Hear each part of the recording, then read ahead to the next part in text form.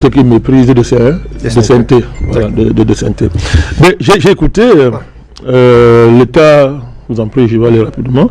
J'ai écouté la question de l'État camerounais, de l'action de l'État, du gouvernement camerounais. Ces performances assez décriées. Un pays quand même, je relance, où on a du mal à réceptionner un certain nombre de chantiers. Bertrand est revenu dessus tout à l'heure. S'ils sont pas longs,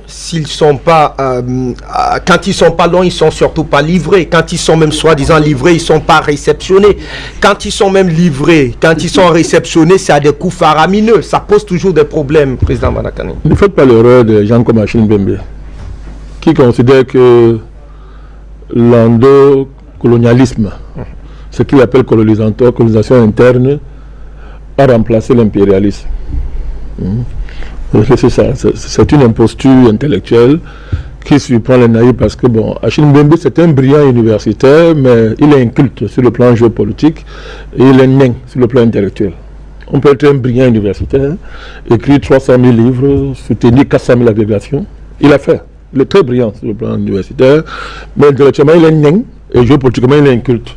Donc il est très facile pour lui de dire que bon ok, comme il y a l'endocoloniat, désormais l'endocolonialisme remplace l'impérialisme. Bon, je crois que lui-même est rattrapé par l'inconsistance de ces théories. On voit où ça se termine. Il prend l'argent de beignet chez Macron chaque matin pour manger. Donc on comprend tout ça. C'est là où ça mène. Non, on ne fait pas ce genre d'erreur. On mesure l'évolution d'une néocolonie à deux ou trois choses. Premièrement, c'est la conquête de la souveraineté. Vous ne dites pas qu'un pays n'est pas indépendant et vous demandez à un pays qui n'est pas indépendant de faire ce qu'un pays indépendant fait. C'est vous qui avez un problème. Si nous sommes cohérents, nous disons que nos pays n'ont pas d'indépendance. C'est pas ça. Et c'est un fait, non? C'est pas ça, Charlie. Et c'est un fait, non? Vous demandez à quelqu'un qui n'est pas indépendant de faire des choses qu'un pays indépendant fait réellement. On ne mesure pas les performances d'une néocolonie par les routes qu'on construit. Les colonisateurs construisaient les routes qui correspondaient au trajet du butin colonial. Donc, l'État néocolonial construit les routes qui permettent aux fonctionnaires de se déplacer et aux pays utiles et les tuteurs du pays utiles de faire leurs affaires. Le pays utile, c'est quoi? C'est le port de Douala. C'est la capitale. Donc, ce qui est grave au Cameroun, c'est que même les endroits comme ça, on s'en fout. C'est ça la particularité du Cameroun, c'est que même les endroits pareils, on s'en fout. C'est en cela qu'il y a une spécificité camerounaise, c'est que les fonctionnalités les plus primaires qui sont maîtrisées dans une néocolonie, parce qu'il y a les dimensions d'utilité.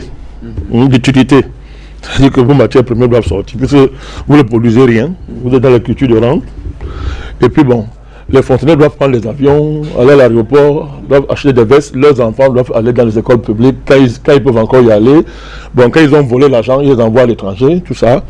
Donc, il y a un minimum de commodité que le colon blanc en partant a laissé, et le néocolon reprend ça à son compte, et plus ils grandissent, plus le nombre de la fonction publique augmente de manière numérique. On vous donne l'adduction d'eau, on donne ceci, l'électricité. En fonction de ça, on s'en fout des Camerounais. Donc, c'est par hasard que les gens sont surpris que les besoins des Camerounais augmentent en termes d'électricité, de routes, d'eau. Vous croyez qu'ils sont assis, ils ont pensé ça sérieusement? Ce n'est pas dans leur rôle, ils ne peuvent pas faire ça. Ils ont le pouvoir au Cameroun. Ils sont des sous-préfets. Donc, ce qui est intéressant, c'est en matière de souveraineté, il y a des conquêtes. Au Cameroun, oui, le président a fait, on ne peut pas nier ça, c'est un fait objectif. Mais en termes de ce que les gens appellent la gouvernance, si vous appelez ça gouvernement, ça engage que vous. C'est-à-dire qu'on peut être un gouvernement néocolonial et avoir une certaine hauteur. Oui, une certaine élégance. Oui. Au Cameroun, ils sont brutaux, arrivistes, arrogants, prétentieux, hautains, dans le vide, absolu. Ils veulent parce qu'ils ont une nomination, on les a nommés. Dès qu'on les nomme, la nomination fait d'eux des dieux. Ils n'ont aucun rapport à la performance, à la redevabilité la plus élémentaire. C'est-à-dire que vous engagez une œuvre publique, vous dites aux gens que dans 5 mois, dans 6 mois, dans 1 an, on va livrer le marché. Ouais. Ils ne savent pas ça. 1 an veut dire 5 ans, ça veut dire 10 ans, ça veut dire 15 ans. Et un gars vient se mettre sur le plateau, il vous dit taux d'avancement. taux d'avancement. Donc, on suit ça de très près. D'ailleurs, ils disent même que le Cameroun les appartient. Le Cameroun appartient au patriarche président. Il va donner ça à son fils. Ils sont en train de travailler pour ça. Ça leur appartient. Ils sont dans une tentation dynastique très avancée. On regarde tout ça.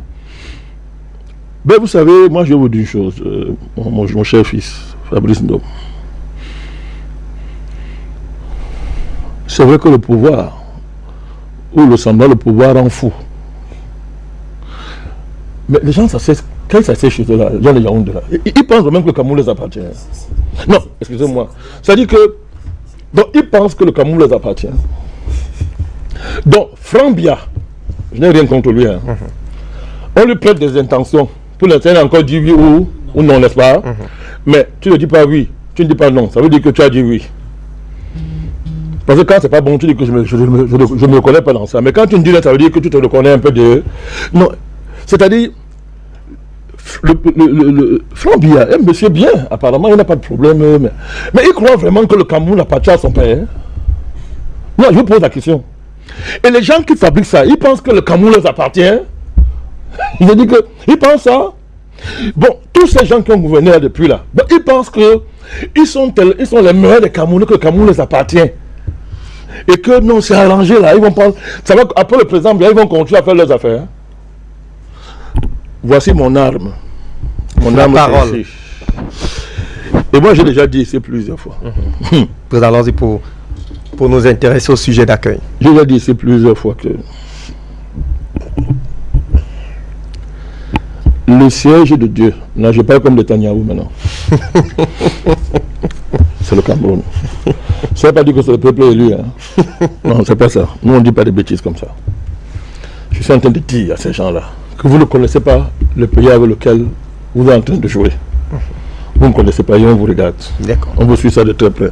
Je suis solidaire de Jonathan.